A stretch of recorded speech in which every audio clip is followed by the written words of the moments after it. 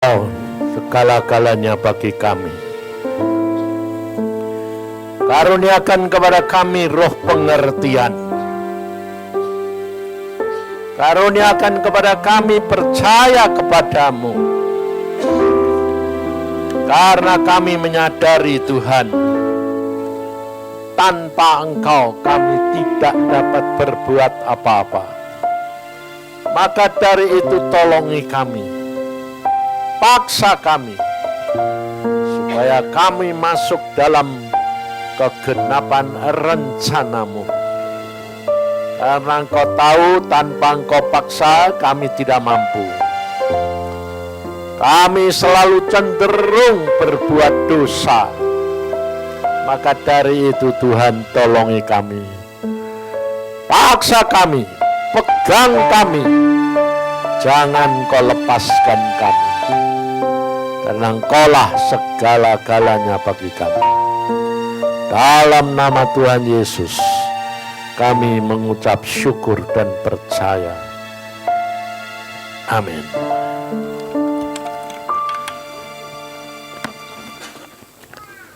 Mari kita belajar akan firman Tuhan. Karena waktunya itu sudah demikian singkat, saudara. Kalau kita perhatikan hidup ini, tambah mendekati ini, akhir tahun 2012, saya sendiri tidak pernah membayangkan, mengira atau memprediksi bahwa kita itu kan mau masuk dalam masa Salomo dan Daud. Jadi pikiran kita hampir semuanya itu pasti mau menyiapkan diri masuk dalam masa yang kelimpahan. Betul enggak? Hah? Tapi sementara engkau jalan ini sampai sekarang, kira-kira timbul keraguan-raguan enggak? Kok enggak kelihatan, belum kelihatan. Meskipun sebagian kelihatan, jelas. Tetapi saya sendiri terus terang mengalami peningkatan-peningkatan itu, malah saya jadi bertanya-tanya. Sampai kapan kita masuk ini? Dan ternyata saudara, pada waktu tanggal 12 Maret itu, di dalam ulang tahun itu, Tuhan malah mengatakan bahwa kamu siapkan. Karena kita akan masuk dalam masa peperangan besar. Nah, jadi kan lalu hal yang begitu itu membuat saya mikir. Saya ini jujur saudara, orangnya sudah dilatih Tuhan, tidak suka mikir. Karena mikir pun tidak bisa apa-apa. Nah, tiap hari itu orang telepon terus itu. Lalu banyakan itu bilang gini, tolongin dong Pak, doakan dong Pak. Kalau Anda yang doa itu kan didengar Tuhan. Itu kira-kira kalau orang datang minta tolong gitu tuh, lalu jawaban saya bagaimana? Jawaban saya, apakah saya, jangan khawatir, saya doakan gitu. Nah,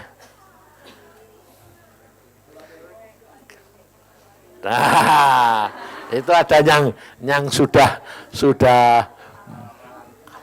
pengalaman dan mengerti. Ya, sebabnya apa? Saya bilang, itu tuh salah kamu. Sebab ikut Yesus itu tidak gandeng-gandengan. Tidak ada titip-titipan, itu tidak ada. Masuk surga itu tidak gandeng-gandengan, dewek-dewek. Nah, jadi ternyata saudara, kita menjadi orang Kristen, ya toh, tetap tidak bisa ngerti itu. Karena apa? Karena semuanya itu adalah anugerah. Jadi kalau kita merencanakan bikin apa, itu adalah pikiran dari siapa. Sebab kita ini di samping Tuhan, itu ada setan yang begitu jahat. Dan licik. Dan pinternya luar biasa. Kita manusia tidak ada yang bisa mengalahkan kecerdikannya. Tidak ada. Kelicikannya tidak ada. Kita kalah dalam segala-galanya. Yang bisa mengalahkan dia itu cuma Tuhan. Makanya kalau saudara dan saya ikut Tuhan dengan sikap hati yang tidak benar, tidak sampai-sampai. Terutama yang menjadi masalah itu adalah kepikiran kita. Itu yang jadi masalah. Makanya di dalam kitabnya Salomo, orang yang berhikmat itu, dia berkata, kalau kamu bisa mengalahkan dirimu sendiri, kamu lebih besar daripada seorang pahlawan yang mengalahkan satu kota. Bayangin, berarti pikiranmu itu, keakuanmu itu adalah ternyata luar biasa. Dan itu memang yang paling susah. Makanya saya diajar Tuhan itu untuk apa? Hari demi hari bergantung dengan Tuhan. Karena ternyata apa yang saya inginkan itu hampir semuanya gagal. Kira-kira kalau kita menjadi orang yang menginginkan sesuatu terus gagal terus itu bisa tambah beriman, percaya, atau tambah kecewa? Hah?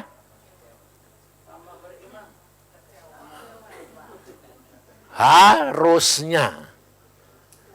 Tapi kenyataannya kecewa. Kenapa saudara? Makanya Tuhan mengatakan, umpamanya hari ini, saya tanya Tuhan apa yang aku harus sampaikan. Jangan kecewa dan menolak aku. Mengapa? Hal seperti itu hanya bisa kalau engkau mendapatkan kasih karunia anugerah dari Tuhan. Kalau tidak mungkin. Kita coba perhatikan Yohanes Pembaptis. Yohanes Pembaptis itu orang yang sebelum dilahirkan sekalipun, rohnya itu ada di surga dan dia sudah ketemu sendiri sama Tuhan Yesus sebelum menjelma menjadi manusia. Makanya pada waktu dia dilahirkan, dia bisa mengatakan, lihatlah itu anak domba Allah yang mengangkut dosa isi dunia. Bayangin. Berarti kan omongan dia, itu kan dia sudah tahu toh. Sebelum lahir sudah tahu. Tapi pada waktu dia jadi manusia dan menjadi hamba Tuhan,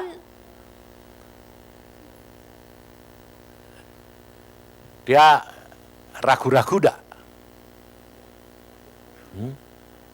Ragu-ragu. Ayo. Padahal orang itu sudah tahu dari sononya dari sebelum dilahirkan. Sudah tahu. Contohnya pada waktu dia dikandung sama Elisabeth, Yesus dikandung Maria, waktu Maria memberi salam Elisabeth, Yohanes di dalam perutnya Elisabeth diem atau bersukacita atau keroncalan. Nah, keroncalan toh. Nah, menyatakannya sukacita itu dengan gerakan, betul? Nggak ngomong toh, wong masih dalam kandungan. Ya toh?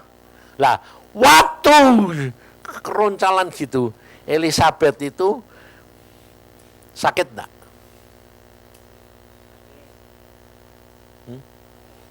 Ibu-ibu yang pernah ngandung.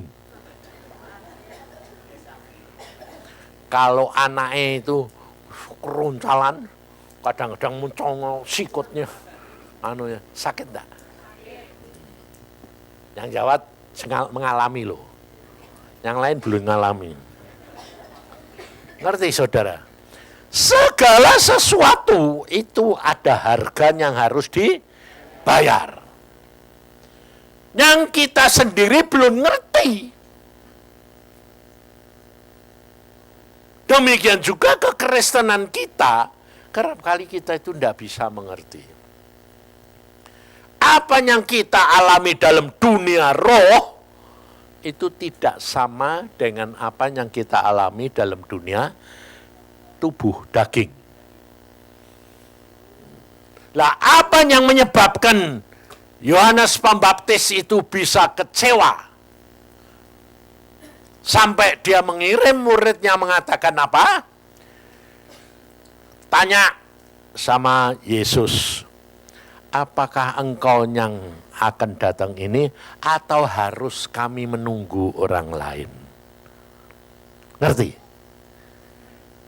Apa yang menyebabkan dia bisa bertanya begitu? Penderitaan. Ya dah? Karena dia ditangkap, loh, sebetulnya dia itu ditangkap, itu gara-gara melayani Tuhan, atau karena isengnya dia? Hah?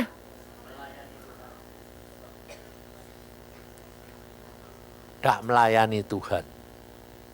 Tapi iseng gara-gara negor Raja Herodes. Lalu raja mau kawin mbek siapa ya urusan itu ya. Kenapa kok dia iseng bilang, "Ndak layak kowe." Ngapain? Ngerti? Meskipun sekalipun diutus Tuhan mungkin suruh negor, tapi ada harga yang harus dibayar. Ngerti saudara? Tangkap, masuk penjara. Ngerti? Nah, melakukan apapun yang terjadi dalam hidupmu, dari Tuhan atau dari kamu sendiri, dari setan, bisa, semuanya ada harga yang harus dibayar. Ini saudara itu harus tahu. Supaya apa? Supaya kita ini menyerah kepada Tuhan, sebab Dia yang ngatur segala-galanya. Kita kerap kali itu tidak menyadari bahwa pikir kita, mamanya, kita sekarang ini di dalam kelompok Bahtera, melakukan ini pakai jubah, pakai ini, lalu dinilai mengatakan, kok kembali ke perjanjian lama. Ya, nah? Padahal sebetulnya mereka itu tidak mikir. Karena apa? Karena tidak tahu dan tidak langsung dapat dari Tuhan. Makanya saya diajar oleh Tuhan, jangan menghakimi. Karena apa? Kita tidak pernah mengerti keberadaan. Jadi saudara jangan kira kalau saya itu tahu gini itu terus saya bisa ngerti. Enggak. Jujur saya itu enggak ngerti. Makanya saya itu enggak pernah pakai jubah kalau tidak disuruh pakai. Jubah pun bukan saya yang buat. Dibuatkan. Mereka berdoa, mereka bertanya, dan Tuhan bilang begini, dibuatkan. Saya cuma ngasih ukuran tubuh. Habis itu suruh pakai. Makainya pun kapan? Saya pun tidak akan memakai seenak-enak saya. Karena tahu saudara, bahwa tiap kata, tiap perbuatan kita, itu ada harga yang harus dibayar. Sedang kita sendiri melakukan hal itu, kerap kali tidak mengerti. Makanya kalau saudara itu ngalami apa-apa, selalu tanyanya apa? Salahku apa? Betul enggak? Berarti kamu sudah bayar harganya, sudah mulai bayar, yang enggak enak, tapi kamu tidak tahu sebabnya apa. Ngerti?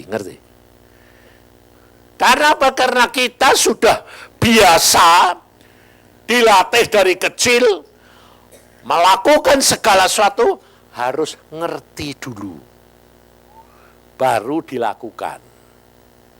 Padahal mengikut Tuhan itu bukan begitu. Tapi mengikut Tuhan adalah percaya, lakukan, baru nanti dari buahnya kamu ngerti. Kebalik enggak? Kebalik daripada apa? Kebiasaan kita. Karena kejatuhan daripada Adam dan Hawa, itu pertama kali setan itu membawa, dia tidak nemui Adam, tapi Hawa. Kamu perhatikan juga, kenapa kok Hawa? Kok tidak Adamnya? Karena Adam dapat firman langsung dari Tuhan. Tapi Hawa dari Adam. Demikian juga saudara, engkau sekarang jadi orang Kristen. Kebanyakan langsung atau tidak? Kalau tidak kuat. Contohnya Ayub. Pada waktu dia mengalami penderitaan, Ayub ngomel, nantang Tuhan. Tapi setelah dia ketemu Tuhan sendiri, dia bilang apa? Tak cabut semua kata. Karena aku cuma sekedar dengar dari orang. Tapi sekarang aku ketemu sendiri. Ngerti saudara? Maka dari itu saya ngalami. Saya itu ngalami semua. Kata hamba Tuhan, orang lain gini. Firman Tuhan berkata, orang dipakai bernubuat. Bayangin, saya ngalami sendiri. Dan di dalam pengalaman itu, saya baru bisa mengenal Tuhan. Tapi pun, itu pun tidak banyak. Sebab pernah setahun berapa itu saya mengatakan, Tuhan aku sudah baca Alkitab. Berapa lama, berapa puluh kali. Berapa puluh kali loh. Tuhan berkata apa? Oh, kamu pengenalanmu, pengertianmu tentang firman itu belum 10%. Sehingga aku pada waktu itu, sudah segitu belum? Karena ukuran Tuhan itu bukan ukuran kita. Maka dari itu saya sekarang sudah tidak mau, kalau ditanya orang, berapa kali Pak baca Alkitab? Tidak ngerti. Berapa ratus kali? Tidak ngerti, saya bilang. Sebab saya cuma hanya apa? Melakukan. Tidak mau lihat hasil. Tidak urusan. Karena apa? Kalau lihat hasil bisa kecewa. Yohanes Pembaptis di dalam penjara, dia kenapa bisa ragu-ragu? Karena dia merasa aku dibiarkan seolah-olah tidak dihiraukan. Padahal dia ngabdi kepada Bapa di surga. Kalau dia memikir tentang apa yang dia lihat dan dia dengar, tentang hal Yesus, dia kecewa. Karena dinilai mestinya dia sama-sama, dia umurnya sama Tuhan Yesus itu kan tinggal 6 bulan. Satu, kedua, dia itu saudara toh. Elizabeth sama si Maria itu saudara. Jadi anaknya juga saudara. Saudara dalam penjara kok tidak diurusi?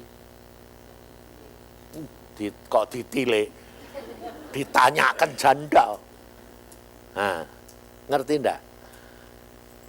Kalau orang itu mempunyai pikiran menurut dirinya sendiri, dia pasti kecewa.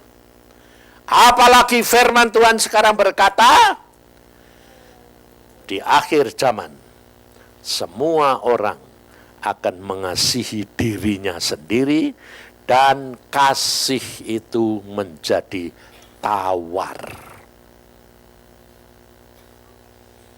Jadi kalau kita menjadi anak-anak Tuhan sekarang ini, dengan nubuatan dikatakan bahwa kita akan masuk dalam zaman Salomo dan Daud, lalu kita merekayasa atau memikirkan, menganalisa bahwa nanti zaman ini emas dada harganya seperti batu.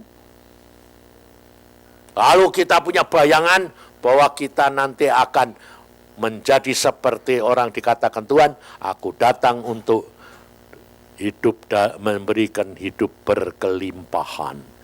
Jadi pikiranmu jadi kaya enggak?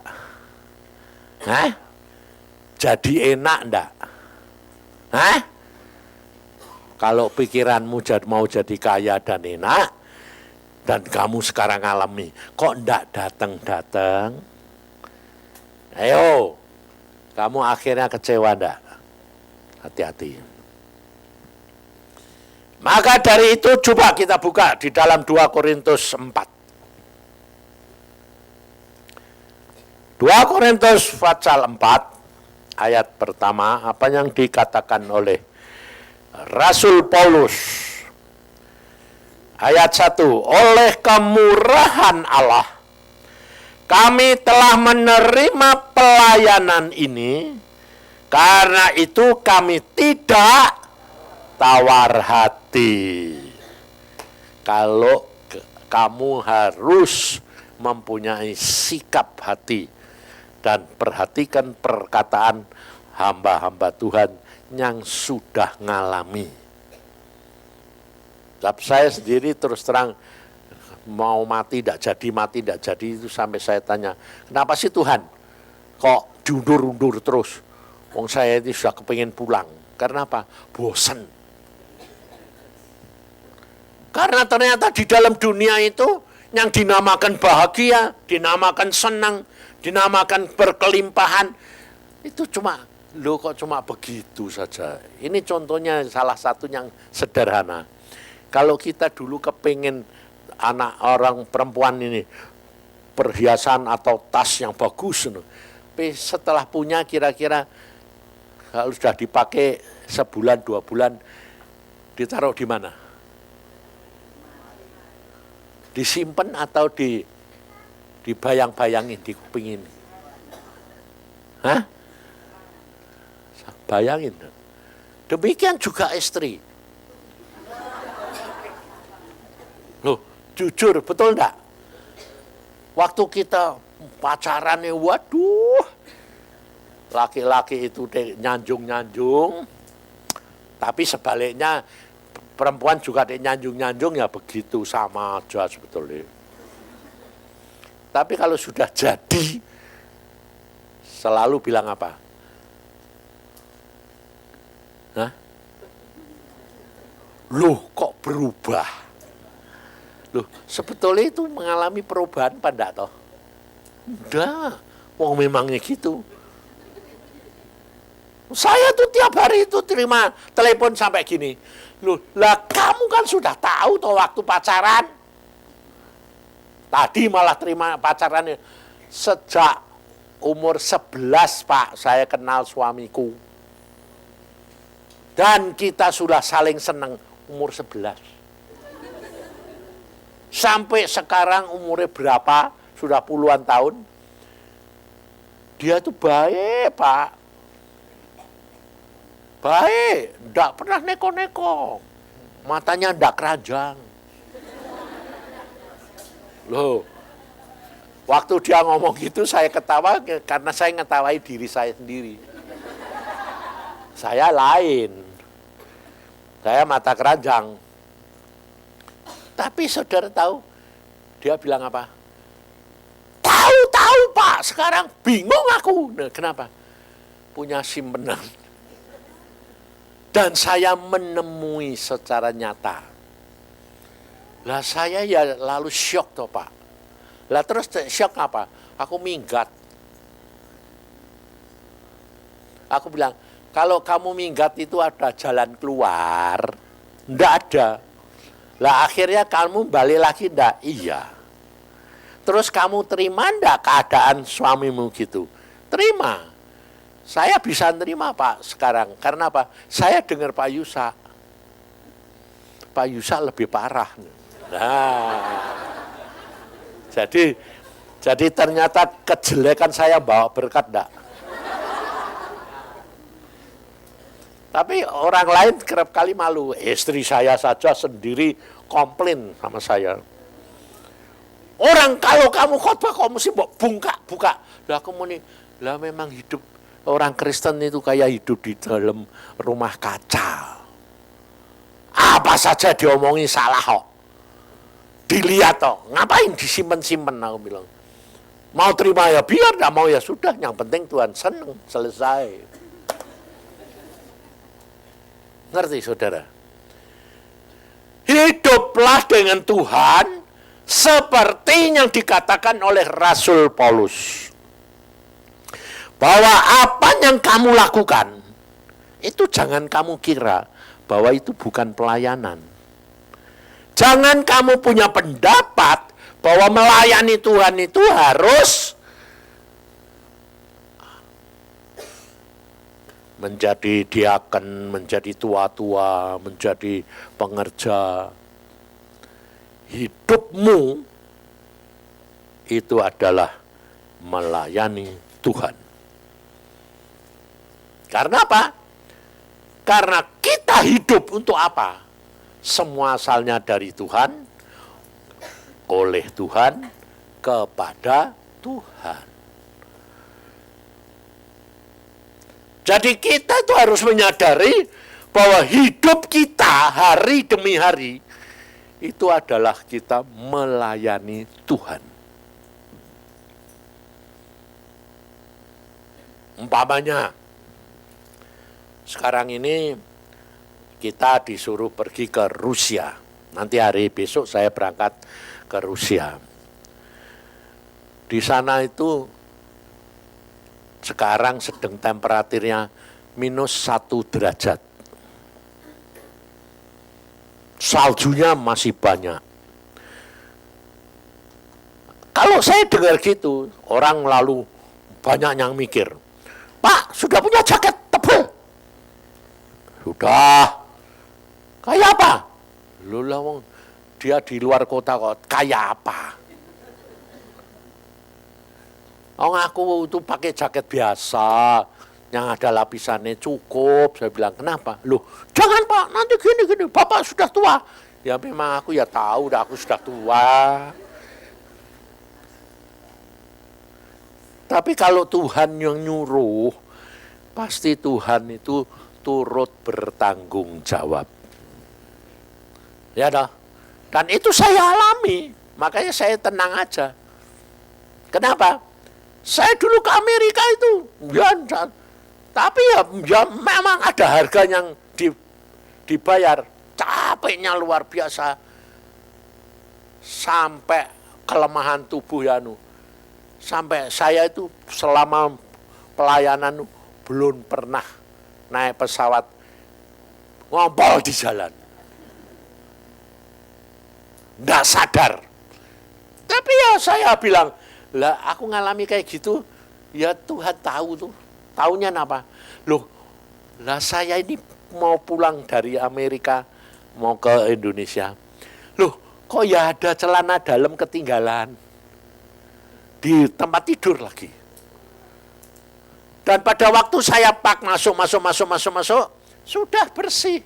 Tapi lucunya setelah saya tutup, saya kirim untuk diangkut di airport, ada celana dalam ketinggalan satu. Ada pakaian training pack yang kalau kedinginan saya pakai buat tidur, ketinggalan juga. Sampai aku bilang, loh Tuhan, kok aneh sih? Ya Tuhan ini udah ngomong, aku sampai gini, engkau itu memang suka gara-gara dan suka apa? Suka gurau. Dia sebetulnya dia tahu enggak bakal saya ngompol. Nah ya, makanya loh kok ada celana dalam, ada training pack, aku sampai geleng-geleng, ya sudah tak masukin ngene tas kecil untuk masuk kabin.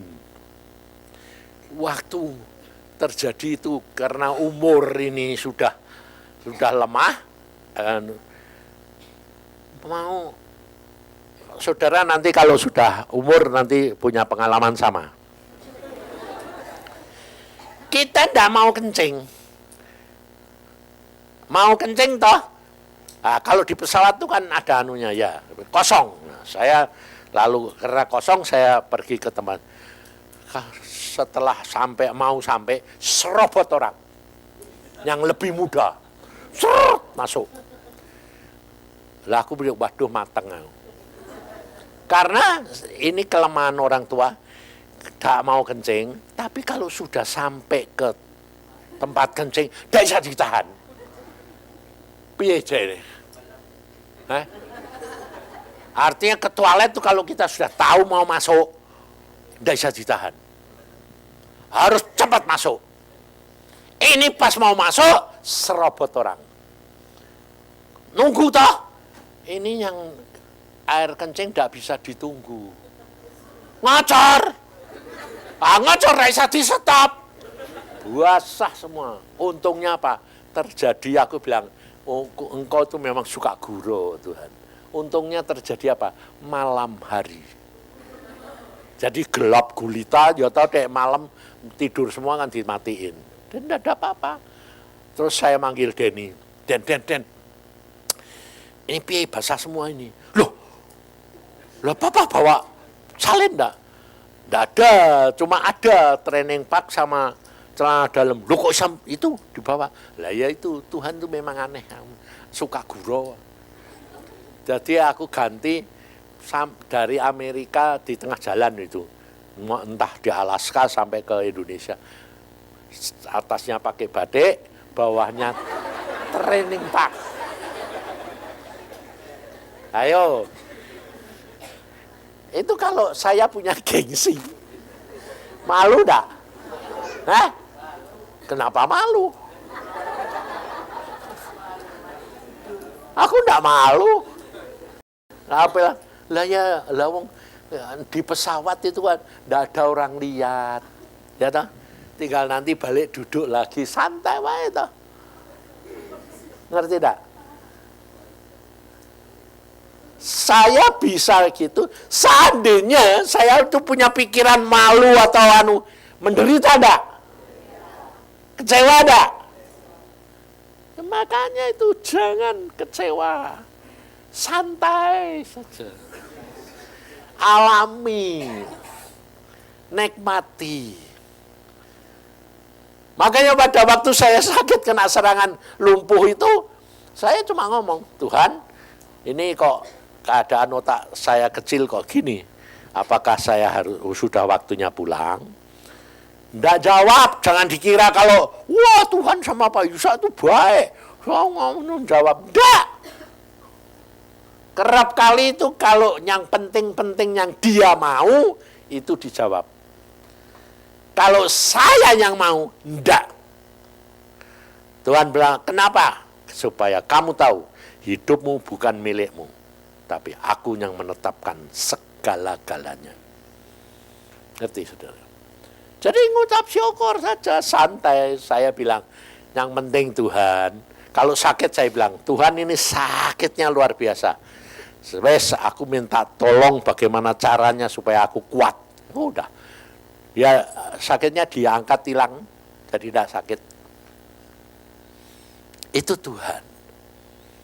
Jawabnya pun tidak harus bersuara seperti yang kamu mau. Lah kalau saya minta sakitnya supaya hilang, tahu-tahu berkurang, itu sudah dijawab toh. Tinggal ngucap syukur saja, ngapain kamu jadi pusing-pusing. Yang pusing siapa? Istriku yang lihat. Sampai semua diteleponi, aku bilang, bikin masalah wahai aku. Orang lain jadi bingung, ngapain aku bilang. Lah tapi nanti kalau kamu mati, lah dia mati kan aku wis enak do surga. Hanya enggak enak aku ya, kamu ya urusin kamu. Itu beban lah aku. Itu tanggung jawab kamu sudah berani jadi istriku. Jadi nganggep gini loh saudara, terima semua keadaan itu seperti apa adanya. Dan kamu harus percaya bahwa Tuhan sudah ngatur semuanya. Yang diizinkan, kamu pasti sanggup menanggungnya. Selesai. Kalau kamu tanggung itu semua dengan hati yang penuh percaya kepada Tuhan, tidak usah khawatir. Sebab masalah itu tidak bisa berhenti. Selama kita hidup, masalah itu selalu datang. Kesehatan, kedamaian, ya toh, keuangan, itu tidak bisa. Kamu tanggulangi itu tidak bisa. Kalau tidak Tuhan. Ngerti tidak? Jadi hiduplah berjalan dengan Tuhan. Segala sesuatu ngomong sama Tuhan. Sebab masalah itu tidak datang dari keluarga kita tok, dari luar. Dari saudara kita, dari kenalan kita. Itu masalah itu tidak bakal selesai. Ngerti tidak? Sebab kita hidup di dunia itu harus menjadi pelayan Tuhan. Nah, gitu. Jadi kalau kamu menjadi pelayan Tuhan, nanti masalahmu akan diatasi oleh Tuhan. Makanya kenapa dia disebut akulah jalan kebenaran dan hidup. Sebab dia yang tahu jalannya. Apa saja. Jadi jangan membatasi Tuhan.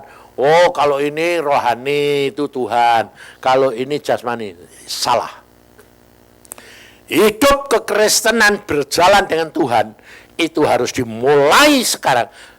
Roh, jiwa, dan tubuh. Sebab Alkitab sudah berkata Tuhan, Yesus, roh nurut. Tapi yang tidak nurut itu jiwa dan daging tubuh. Maka dari itu saudara itu jujur sama Tuhan. Jadi kepingin apapun ngomong saja. Lalu kalau saya bilang gitu mereka jawabannya apa? Tapi aku udah dengar Pak jawabannya loh. Ya itu namanya ngatur Tuhan saya bilang. Loh kenapa ngatur? Iya. Tuhan kamu ngomong sama Tuhan ini ngerti enggak? Ngerti, ya sudah. Yang penting Tuhan ngerti toh. Nanti kan dia dibertindak sendiri. Nah, kenapa aku enggak dijawab loh? Lah kalau kamu dijawab itu berarti kamu suruh Tuhan nuruti kamu. Tapi kamu harus nurut Tuhan. Yang tugasmu itu cuma jujur ngomong apa adanya, lalu minta hikmat Tuhan, apa yang aku harus lakukan. Udah.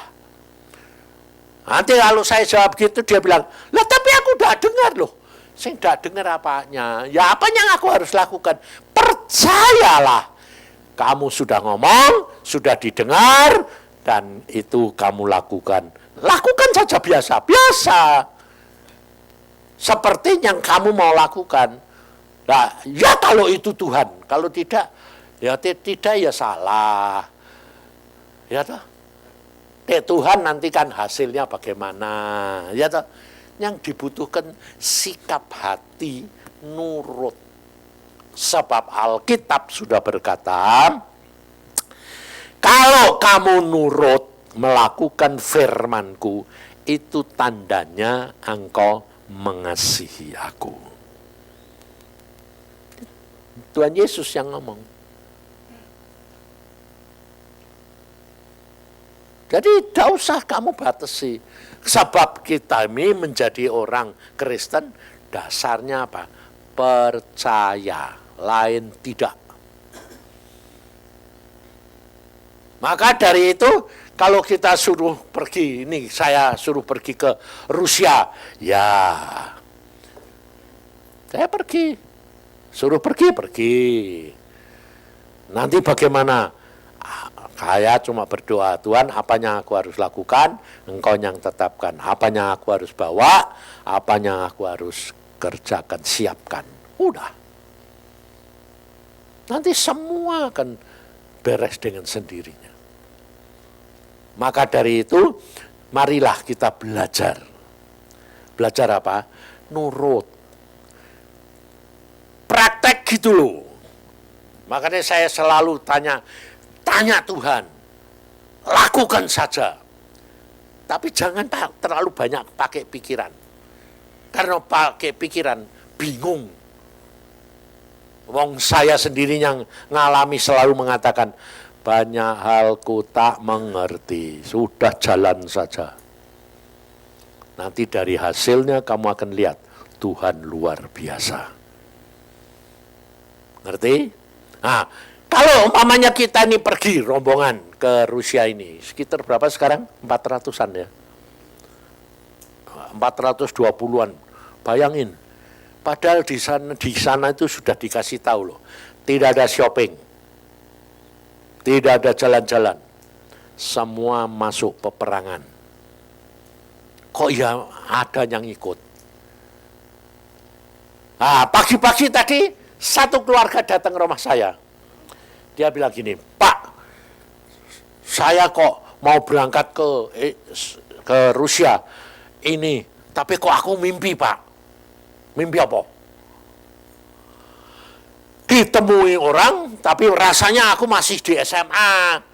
Padahal dia sudah sarjana, sudah kerja, sudah usaha, sudah jadi hamba Tuhan. Terus saya menghadapi 3 orang, saya kok tidak punya kuasa, tidak punya apa-apa. Oh, aku nih bagus. Tuh, itu dari Tuhan apa enggak? Aku yakin itu dari Tuhan. Karena apa? Karena pada waktu itu kamu mimpinya kan kamu masih SMA. Ya. Kamu itu jangan anggap kalau kamu sudah sarjana, sudah melayani, sudah jadi hamba Tuhan, itu kamu sudah lulus, sudah jadi mahasiswa atau sudah jadi sarjana di hadapan Tuhan. Aku sendiri, saya bilang, sudah jadi hamba Tuhan dulu itu masih mahasiswa, belum lulus. Lulusnya itu baru belakangan ini, tahun-tahun ini. Setelah saya ditunda lagi, mau mati, tidak jadi mati. Karena apa? Tuhan bilang, tugasmu belum selesai. Ngerti? Jadi jangan kira kita bisa menilai, tidak bisa. Sebab kita itu punya jatah sendiri-sendiri, kamu dijadikan apa, itu sudah terima aja, ngucap syukur, dan alami harga yang kamu harus bayar dengan sukacita. Karena di dalam ilmu kedokteran itu, Orang kalau sakit, tapi kalau hatinya tenang dan bisa menyanyi kesembuhannya cepat. Daripada orang yang ngomel terus, tidak sembuh-sembuh. Ngerti, saudara? Apa yang saya alami dewek? Saya berkali-kali itu mau mati, tidak jadi. Lalu kalau ditanya, selama menderita itu apa yang Bapak katakan? Ngucap syukur. Percaya bahwa rencana Tuhan baik. Meskipun menderita, tapi aku tidak menderita. Karena Alkitab juga berkata, di dalam penderitaan itu bisa memuji Tuhan, bisa ngucap syukur. Contohnya si Paulus sendiri pada waktu di dalam penjara, kakinya dipasung, dibelenggu, tangannya dibelenggu, ditaruh di tengah-tengah penjara, bisa nyanyi itu, memuji Tuhan. Nah, setelah dia muji Tuhan, Tuhannya yang tidak tahan.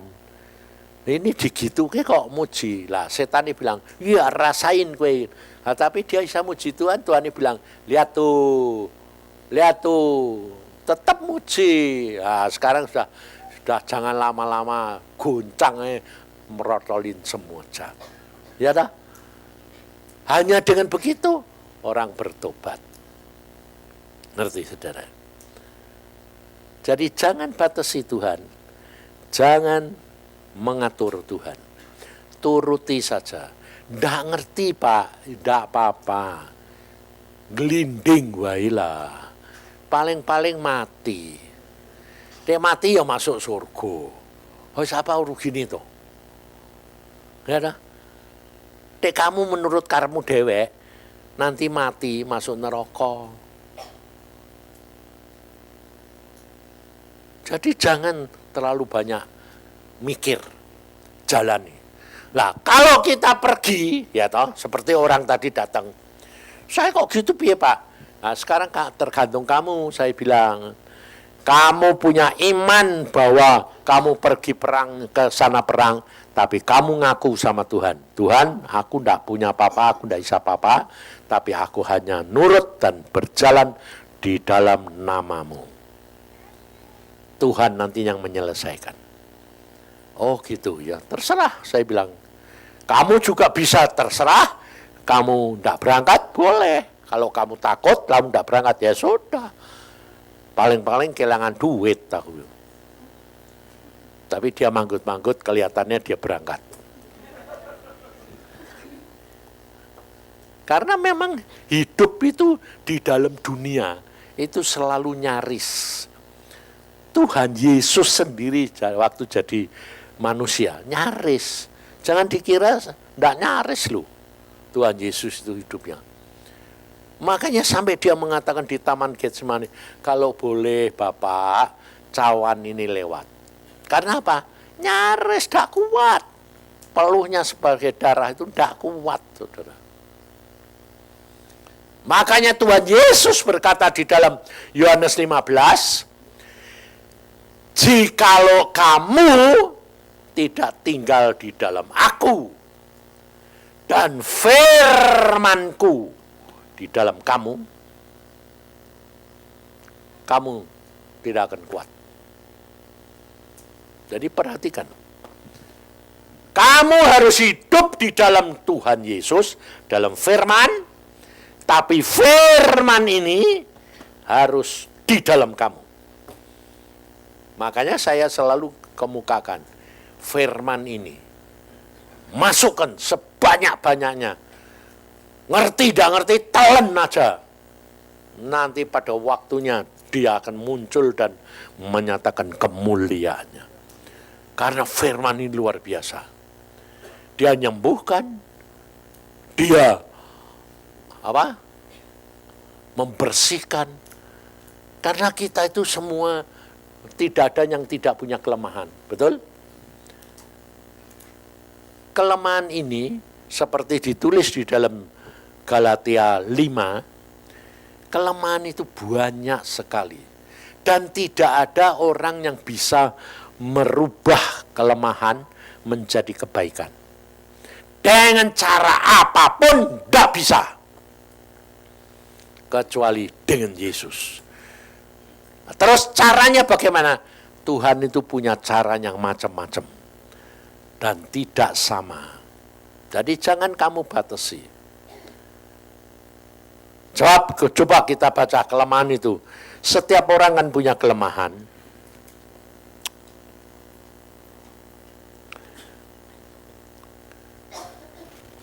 Galatia 5. Dan itu tidak semua sama, saudara. Begitu banyak ditulis tentang hal kelemahan. Galatia 5. Ayat yang ke-20.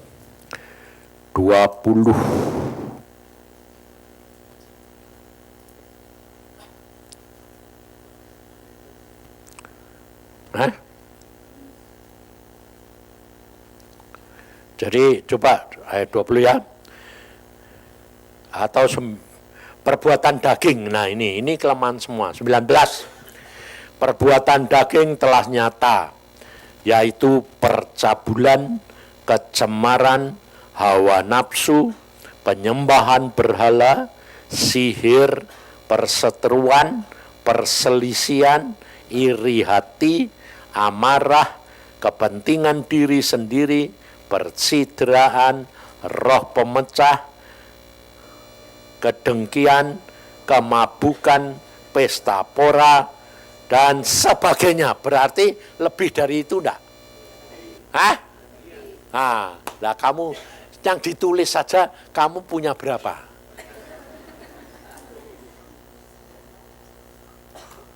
Punya lebih dari satu toh? Ada enggak yang punya cuma satu? Tidak ada. Semua lebih daripada 5 paling enggak. Sedang itu satu aja kamu tidak bisa merubah. Tidak bisa.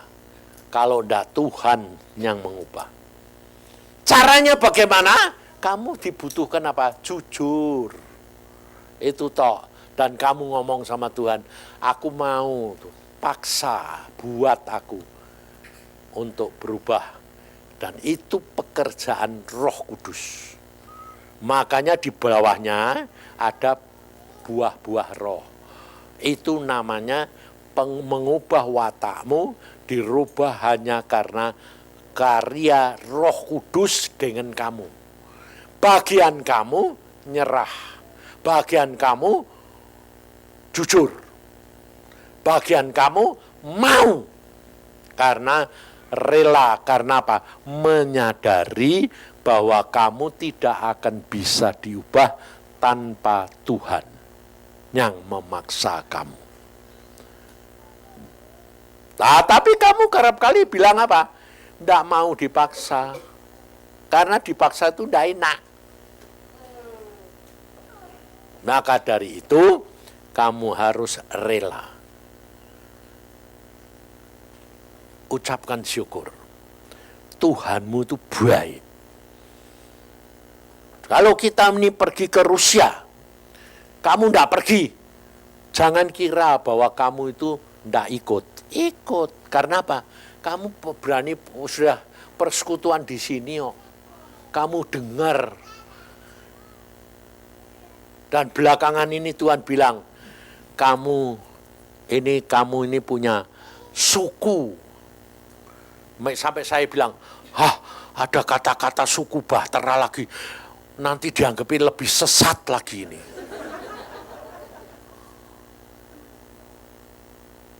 Dia katakan aneh-aneh, aku bilang. Tuhan bilang apa? Ya biarin toh. Yang penting itu nanti kalau sudah sampai surga membuktikan sendiri. Memang ada. Bayangin. Aku dewe ya tidak pernah mikir. Ngapain jadi kepala suku? ngurusi badane dheweke susah, Ngurusi rumah tangga sendiri susah. Apa nggak ngurusi kamu? Lalu Tuhan berkata, yang merupakan pilihan itu 12.000. Lah terus yang lainnya biye, aku bilang itu tetap masuk. Tapi yang terpilih, yang pilihannya orang-orang militan itu 12.000. Bayangin saudara. Jadi kalau kita berangkat itu, saudara yang berdoa itu ngambil bagian. Memang kerasanya enggak ikut papa, itu yang benar. Tapi kalau kamu merasa aku sudah berdoa, aku sudah melakukan ini, Tuhan bilang lakuin apa? Itu kan maumu, bukan mauku. Gitu. Makanya saya juga ngomong sama orang tadi. Kamu kira itu saya pergi ke Rusia itu saya tahu mau apa? Enggak tahu, saya bilang. Lu kok enggak tahu ya Pak? Ya enggak tahu nanti sampai mana, bagaimana Tuhan mau. Lu kok gitu? Ya itu cara hidup ya Tuhan, ya gelinding wae ya sono wae. Nah, kalau udah disuruh apa? Ya malah beneran toh ya. Turut jalan-jalan tapi enggak usah melu apa-apa, ya toh? Enggak apa-apa, aku bilang jalanin aja. Nanti pasti Tuhan punya tugas. Kalau suruh perang, perang. Ya toh? Kalau suruh diam. Jangan manu sendiri. Jadi jangan khawatir. Yang penting kamu turut berdoa. Makanya Iin juga pesan. Yang kita berangkat, kita maju di medan perang. Yang di rumah harus jaga-jaga. Kenapa? Karena setan tidak tinggal diam. Dia pasti nyerang. Sebab kerjaan setan itu kalau dia perang toh dia belum tentu menang, daripada ngurusoin yang perang, yang sudah siap perang, yang sudah pakai pakaian perang, lebih baik ngurusin yang di rumah saja yang tidak siap-siap. Nah, jadi kamu mesti siap-siap. Dek ora kamu nanti ditutuki mbek setan. Nanti jolo aku kan tidak ikut-ikut. Tidak bisa, kamu sudah masuk persekutuan ya sudah harus berani. Resikonya sudah berani ya harus. Makanya kalau kamu masuk cuma ikut-ikutan atau sekedar cuma mau lihat, rugi. Masuk alami sendiri. Nikmati. Jadi jangan terpengaruh oleh apapun yang terjadi, tapi terpengaruh apa yang Tuhan mau. Itu yang kamu selesaikan. Oke?